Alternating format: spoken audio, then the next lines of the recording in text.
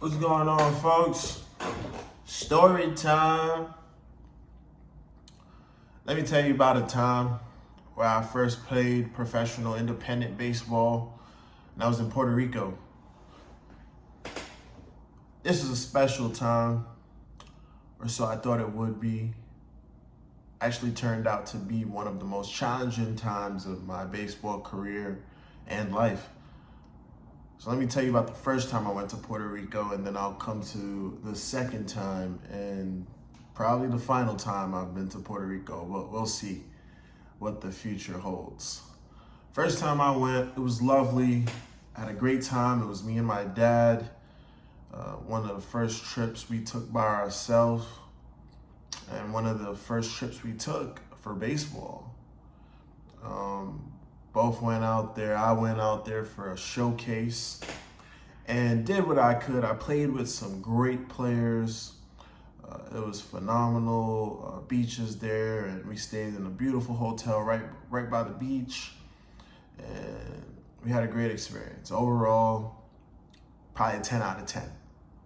Like I said, it was probably the only trip that I've had with my father in his later stage in life, and I was probably in high school at the time, but it was most memorable for sure. Now, the second time I went to Puerto Rico was not that at all. God, it's so memorable, I'll tell you that, but the shit was chaotic, and that's probably an understatement. I mean, first day I got there, and I was so focused on baseball when I got there. It was for the Independent Pro Baseball League, Puerto Rican Independent Pro Baseball League. And so I had so many expectations, high standards for going out there. And it's because what people tell you about this place, and word of mouth is not always reliable. And I found that out the hard way. So I went there and I started playing baseball since the first day. They were training, we were all training. After training, we had to do tryouts, and that preseason, which they considered the spring season, you had to pay for, but they had told us before preseason that we would get paid. And so you'd basically be reimbursed that money, and then you would get more money on top of that. So you'd be profiting. You'd be in the clear. You'd be in the green. Or so they told us. Right. So week 1, week 2 go by. I make a team. A few people make the team. Some people don't make the team. I had a buddy of mine. He didn't make the team the first time around, but then he refused to go home because he felt like he went all that way. So he actually stood and made it to one of the team's practices, and an incident happened on the field with the infielders, the middle infielders, and one of the infielders was so disruptive that he ended up getting kicked off the team. And so my friend that showed up that day got his spot on that day. So crazy. Sometimes that's how life works. You could prepare yourself, you could be ready, and they might not choose you the first time because they feel like they have their players and they have their team. And this is across and transcending into all careers, right? There's teams, and then there's players, and there's games, right? So he made it out the second day with persistence and patience, and a spot opened up for him, and he was able to play. So that's his little redemption story, and he ended up finishing the season on a championship-winning team. Now, let me tell you how this season went, though, because from a personal aspect, it was just very chaotic, and I believe that started with me, obviously. I'm not going to blame anyone. I'm not going to blame the league. I'm not going to blame a coach or a CEO or a player or a manager. I'm going to blame myself. Because that first week, when we were actually in our season, I started to do something I wasn't doing. I started to smoke again, and that's marijuana. I started to drink more, and that's alcohol. I started to hang out with people that I knew were bad influences in the get-go, but I felt like I was good. I felt like my talents were up there. I felt like I'd be able to do what I needed to do and at the same time have my little fun on the side. And that did not work out the way I thought it would in my head. Actually, I just was distracted. I just was misled by people who I thought I could trust. And ultimately it affected not only my personal life, but my gameplay. And so now, first year playing pro baseball, and I'm fucking it up, right? I'm screwing the pooch, right? Someone told me never to say that shit, but I just say it sometimes so you understand how much I just really messed up. Right, an opportunity like this, a new opportunity, why jeopardize that for some fun? A couple of nights of hanging out, a couple of nights of smoking weed and escaping all the problems of the world, right?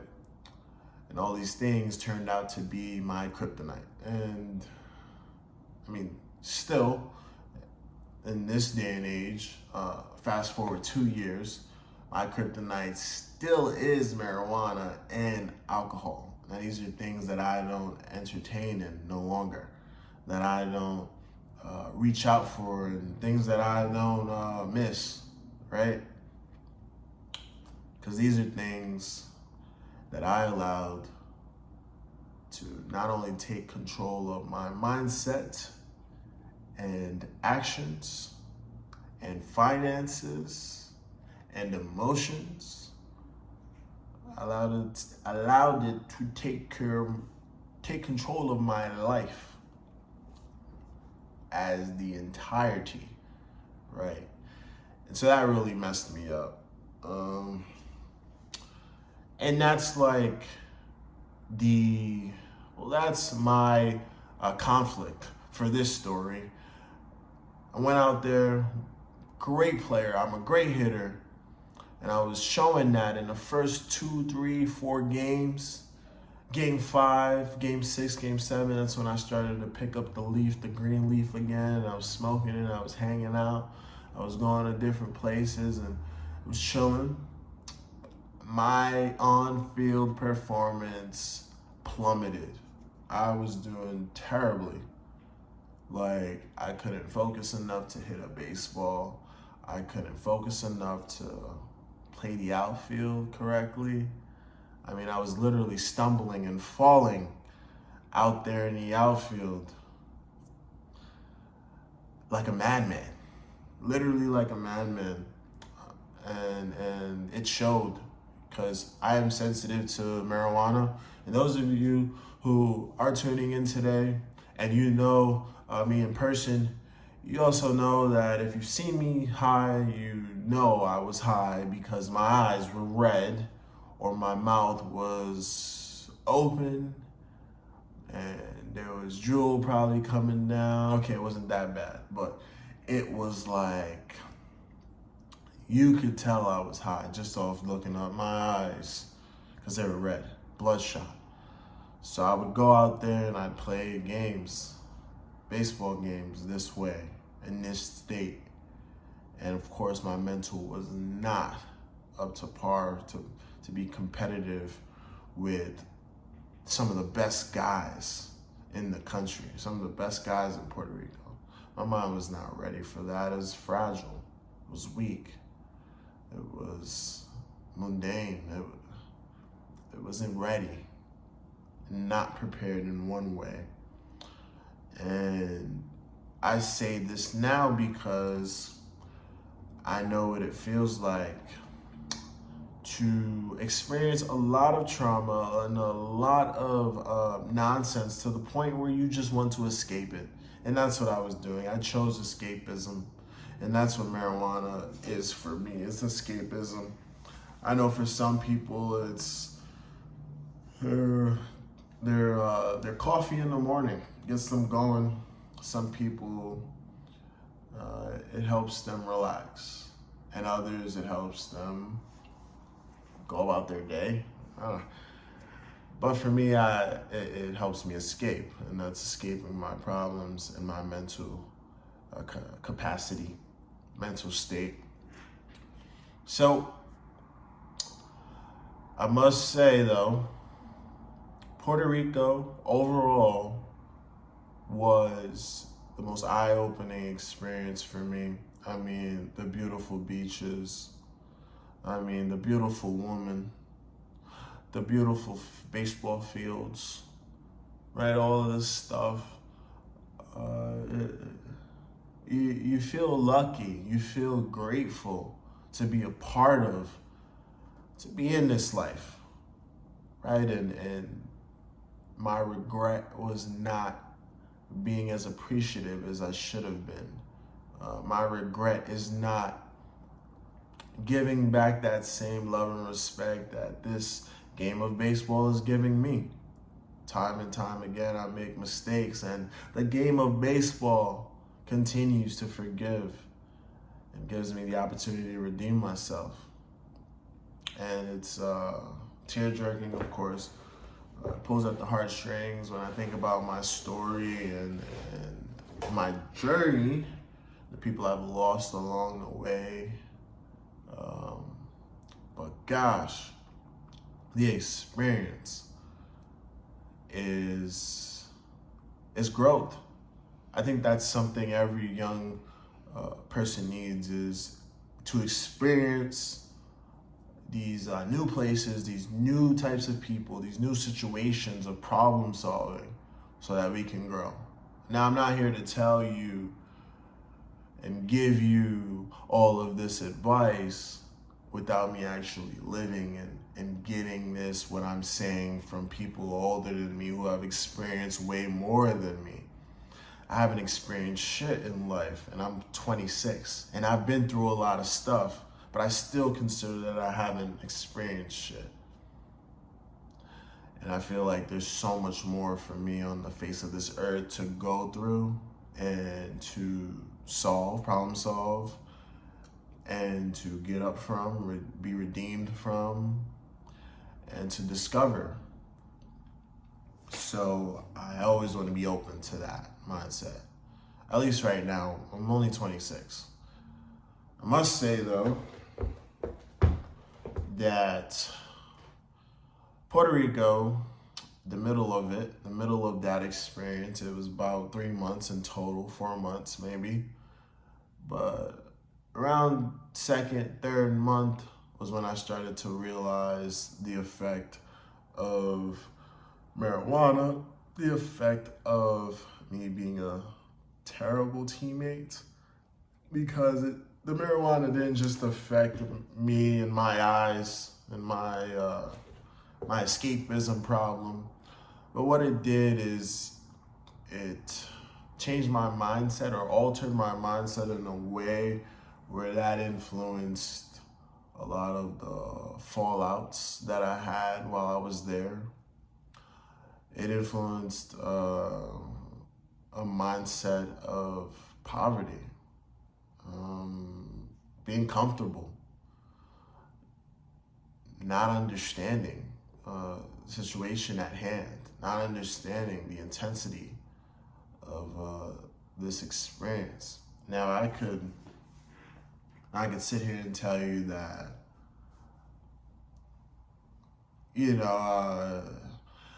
the league was unorganized, and the coaches were unfair, and the players were assholes. The umpires didn't know how to call strikes. The place I slept was dirty and unsatisfactory. The food was terrible. The location was terrible. I mean, all these things may be true. I mean, all these things can be true, but when you think of it, it all comes back to one decision.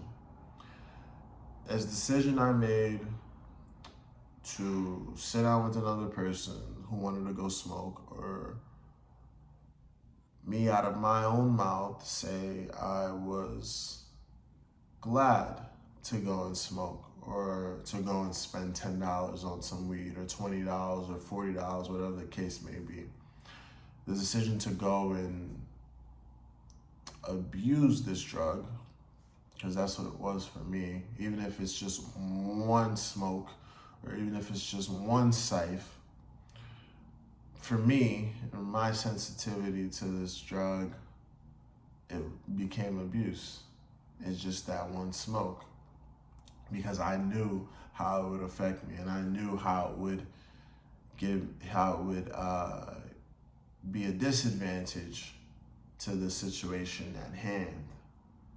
And in knowing what this drug can do at that time in my life, knowing that it would destroy a lot of good habits that I've built, it would destroy a lot of schemas that I've come to build and create in my mind that have helped me succeed, previous to that situation. A lot of that was just like, once I smoked, I just threw all of that out the window.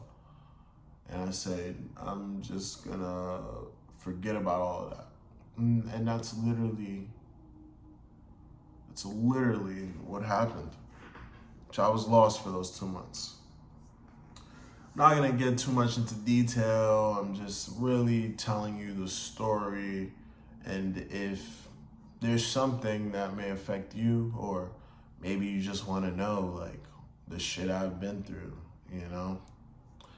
Hey, I'm just here as an example, but also as an inspiration. And I could say that I've always been favoring those teachers that have experience, those teachers that not only have that book knowledge, but that like real life experience. Like, if you're gonna sit here and tell me how to run a business and teach me how to run a business, best believe I'm checking if you've ever owned one, if you've ever failed that business and started up again. I need to know these things, because why would I listen to a teacher who has no clue of a situation of negotiation between two businesses? Like, if you've never been in a room having a meeting with another business, and your own business is fighting for negotiation, or some type of rights, or some type of advantage, and you don't know the intensity of that, and what it takes to prepare for something like that, or what type of people you have to be around, that you have to have on your team to step into a room like that, to step into a boardroom, then I'm not gonna listen to you about how to create a business, because frankly, I just don't believe your shit. I just don't care what you have to say, because it seems like you're just faking the funk, right? 'Cause you don't know. You really don't know. You haven't owned a business for 10 years. So why come here teaching me how to run a business and own a business and start an LLC and maintain an LLC? You have no clue what that is. So respectfully, but disrespectfully, fuck you. So about 2 weeks, maybe a week before that season at PRIBL, Puerto Rico Independent Baseball League, before that ended, I had stopped smoking. I'd stopped going out. And I cut back on the drinking. I would have a beer or two here and there. But I was like, I saw my vices, and I X'd them out of my life. I kid you not, the next day after I stopped smoking, and probably 2 days passed, I had been just running, I had been practicing and training, conditioning and working out and sweating out all those toxins. Promise you, in 2 days, I was back like a hitting machine, like hit after hit after hit. How I first initially started off playing was how I ended. And people ask me what happened, or, oh, did you cheat? Did you juice? Did you take steroids? No, I just cut out the bad habits and turned away from the bad habits. Now, although I had some great habits in the beginning, in the initial assessment that people could see, all that went away and I was left with just bad habits. And so when I cut out the bad habits, it gave me the opportunity to fight and to create and build some good habits, some of the old good habits that I've had, and some new good habits. And so I was really proud of myself those last couple of weeks, man. I was really happy that, one, that I could show myself to show myself approved, like how I knew I could hit, and like how I knew I could field, and like how I knew I could throw. And just because you know that in your own heart and in your own head doesn't mean everyone knows that. You know, something like live performing, whether it be the arts, entertainment, that, or even politics, right? Because to me, they're performing. Whatever it may be, you have to show people over and over, time after time, and prove to them that you're worthy, prove to them that you're valued. So I was able to do so. And my team was the Taínos, which in a spiritual sense, I really resonated with. And Taínos, not only in a spiritual sense, but also in a cultural sense, right? The Taínos were the indigenous people in Puerto Rico. And my heart felt for that. It did feel like I was playing on a very inspirational team, just by the name itself. Who doesn't want to play on a team whose symbol is a Taíno Indian? An Indian, a first Native American, right? A first warrior, brave-hearted warrior, right? Who doesn't? So I just really enjoyed those last couple of weeks, I must say. By then it was too late to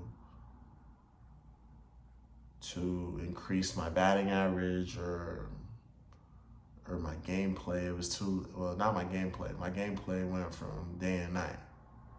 Like day and night. The lonely stoner seems to free his mind at night. Yeah, like I was no longer freeing my mind that night. What I was doing was above water, taking in everything, assessing everything. Shout out to a good friend of mine though, baseball guy. He was there in this time where I chose and decided that I needed to grow the fuck up.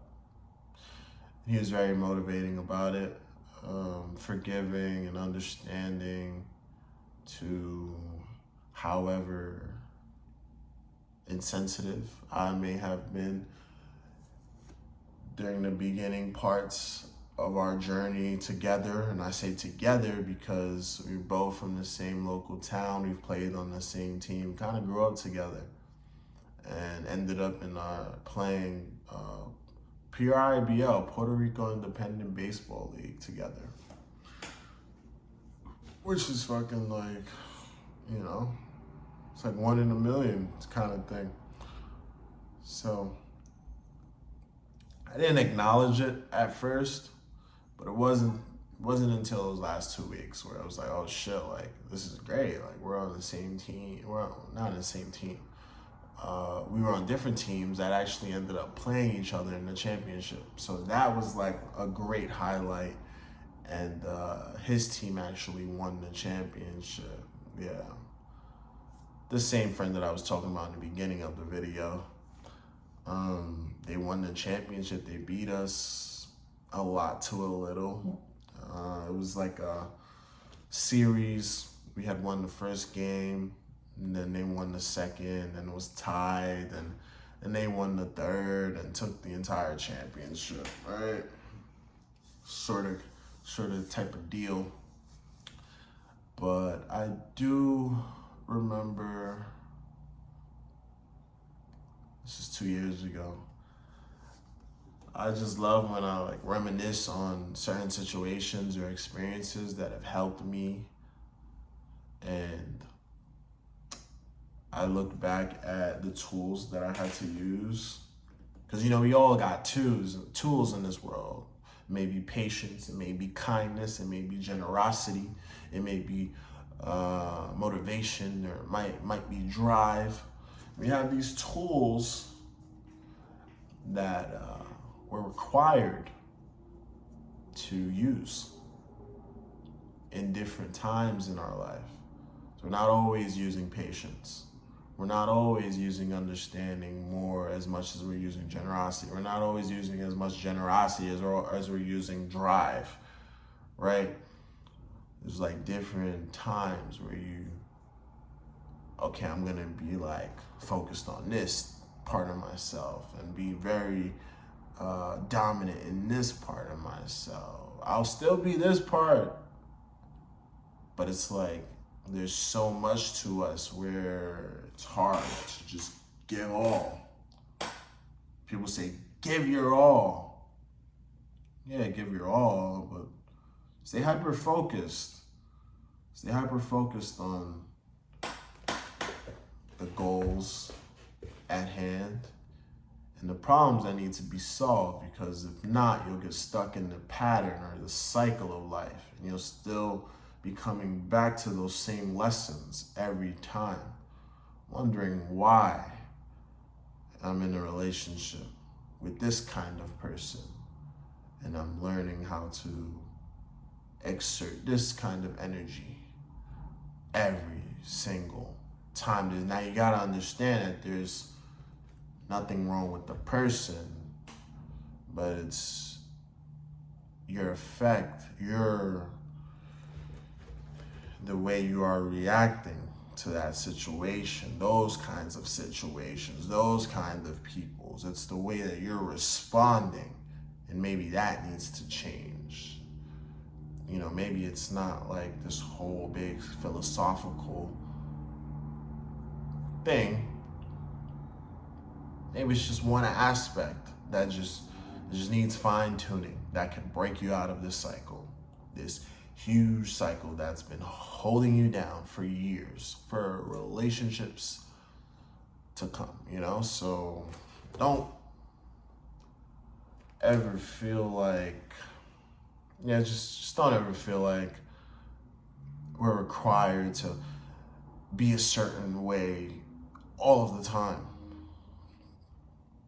I don't believe that. I mean, I could sit here and tell you this, just telling you, but the shit that I've experienced, I just feel like there's a time for everything, There's a time for war, there's a time for peace, there's a time for happiness, and there's a time for sadness. And it's like the same thing with your tools. If you're using your patience more often, because you're working with children now, and patience is like the most relevant topic that just seems to keep coming up. And all of these things are obviously for us to grow. That's what life ultimately should be about, growing. Whether you're growing in your church, whether you're growing in school, whether you're growing as an entrepreneur, business person, a spokesman, an entertainer, growing seems to be a common theme for a lot of successful people. One thing I heard from a teammate of mine in high school: success leaves clues. Not everyone's successful, but the ones who are, pay attention to them.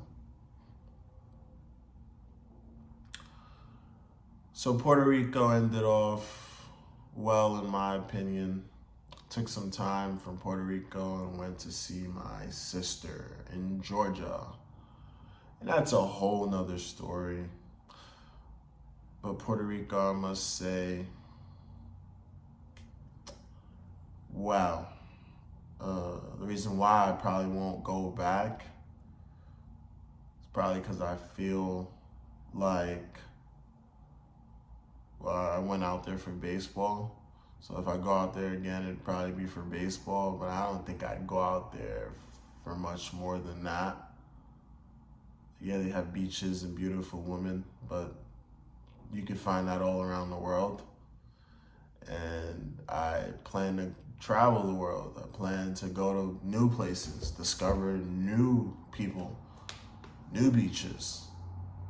And Puerto Rico's not too far from America. Oh, I was gonna say, the first time I went to Puerto Rico, my dad and I, we went to a Wendy's and a Cold Stone. And so that kind of familiarized us to the States. And it just felt like we were just in a different part of the United States. And I mean, that's literally what Puerto Rico is, isn't it?